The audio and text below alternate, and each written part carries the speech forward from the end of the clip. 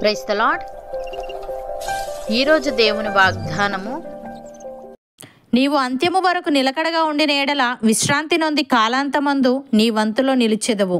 దానియేలు గ్రంథము 12వ అధ్యాయము 13వ వచనము. సహోదరి సహోదరులారా, ఈ వచనం దానియేలు గ్రంథములో చివరి వచనం. ఇది బైబిల్లోని అత్యంత ముఖ్యమైన వచనాలలో ఒకటిగా పరిగణించబడుతుంది.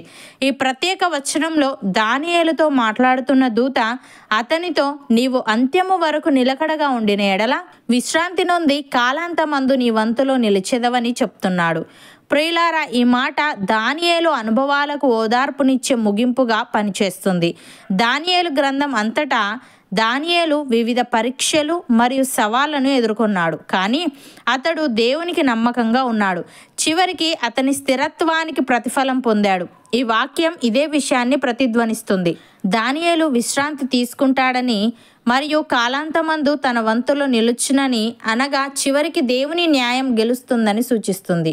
భక్తుడు ఈ విధంగా అంటున్నాడు: భూమి మీద మన గుడారమైన ఈ నివాసము శిథిలమైపోయినను చేతి పని కాక దేవుని చేత కట్టబడినదియు నిత్యమైనదియునైన నివాసము పరలోకమందు మనకున్నదని ఎరుగుదుము. మనము దిగంబరులము కాక వస్త్రము ధరించుకొనిన వారముగా కనబడుదుము. కాబట్టి పరలోకము నుండి వచ్చు మన నివాసము దీనిపైన ధరించుకొనని అపేక్షించుచు దీనిలో మూలుగుచున్నాము. ఈ గుడారంలోనున్న మనము భారము మోసుకొని మూలుగుచున్నాము. ఇది తీసివేయవలనని కాదు గాని మర్త్యమైనది జీవము చేత మింగివేయబడినట్లు ఆ నివాసమును దీనిపైన ధరించుకొని గోరుచున్నాము.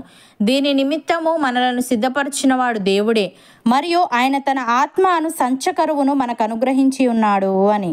ప్రియులారా, క్రీస్తునందు ముందుగా నిరీక్షించిన మనము తన మహిమకు కీర్తి కలుగజేయవలనని దేవుడు తన చిత్త ప్రకారమైన సంకల్పమును బట్టి మనలను ముందుగా నిర్ణయించి ఆయన యందు స్వాస్థ్యముగా ఏర్పరచెను. ఆయన తన చిత్తానుసారముగా చేసిన నిర్ణయము చొప్పున సమస్త కార్యములను జరిగించుచున్నాడు. మీరును సత్యవాక్యమును అనగా మీ రక్షణ సువార్తను విని క్రీస్తునందు విశ్వాసముంచి వాగ్దానము చేయబడిన ఆత్మచేత ముద్రింపబడితిరి.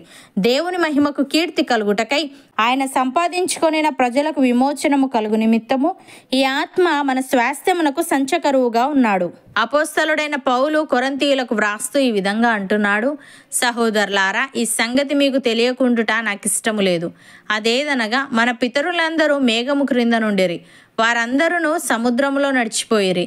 అందరూ మోషేను బట్టి మేఘములోను సముద్రములోను బాప్తిస్మము పొందిరి. అందరూ ఆత్మ సంబంధమైన ఒకే ఆహారమును భుజించిరి. అందరూ ఆత్మ సంబంధమైన ఒకే పానీయమును పానము చేసిరి. ఏలే అనగా తమ్మును వెంబడించిన ఆత్మ సంబంధమైన బండలోనిది త్రాగిరి. ఆ బండ క్రీస్తే. అయితే వారిలో ఎక్కువ మంది దేవునికి ఇష్టలుగా ఉండకపోయిరి గనుక అరణ్యములో సంహరింపబడిరి. వారు ఆశించిన ప్రకారము మనము చెడ్డవాటిని ఆశించకుండానట్లు ఈ సంగతులు మనకు దృష్టాంతములుగా ఉన్నవి అని. సహోదరి సహోదరులారా, జీవముగల దేవుని విడిచిపోవునట్టి విశ్వాసం లేని దుష్ట హృదయము మీలో ఎవని యందైనను ఒకవేళ ఉండునేమో అని జాగ్రత్తగా చూచుకొనుడి. నేడు మీరు ఆయన శబ్దమును వినిన ఎడల కోపము పుట్టించినప్పటి వలె మీ హృదయములను కఠినపరుచుకొనకూడని ఆయన చెప్పెను గనుక పాపము వలన కలుగు భ్రమచేత మీలో ఎవడనూ కఠినపరచబడకుండునట్లు నేడు అనబడు సమయముండగానే ప్రతిదినము ఒకనికొకడు బుద్ధి చెప్పుకొనుడి. ఏలే అనగా మొదటి నుండి మనకున్న దృఢ విశ్వాసము అంతము మట్టుకు గట్టిగా చేపట్టిన ఎడలనే క్రీస్తులో పాలివారమై ఉందము.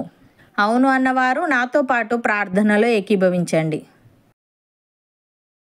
పరిశుద్ధుడా, ప్రేమగల తండ్రి, మేము అంత్యము వరకు నిలకడగా ఉండిన ఎడల విశ్రాంతి నొంది కాలాంతమందు మా వంతులో నిలిచెదమని, భూమి మీద మా గుడారమైన ఈ నివాసము శిథిలమైపోయినను చేతి పని కాక నీ చేత కట్టబడినదియు నిత్యమైనదియునైన నివాసము పరలోకమందు మాకున్నది అని నీవు తెలియజేశావు. తండ్రి, నీకు స్తుతులు.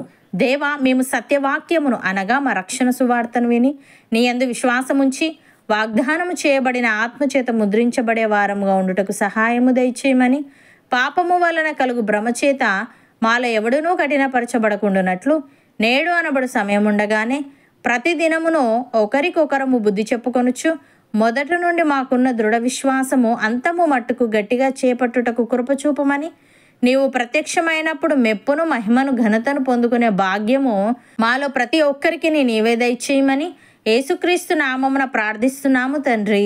ఆమెన్.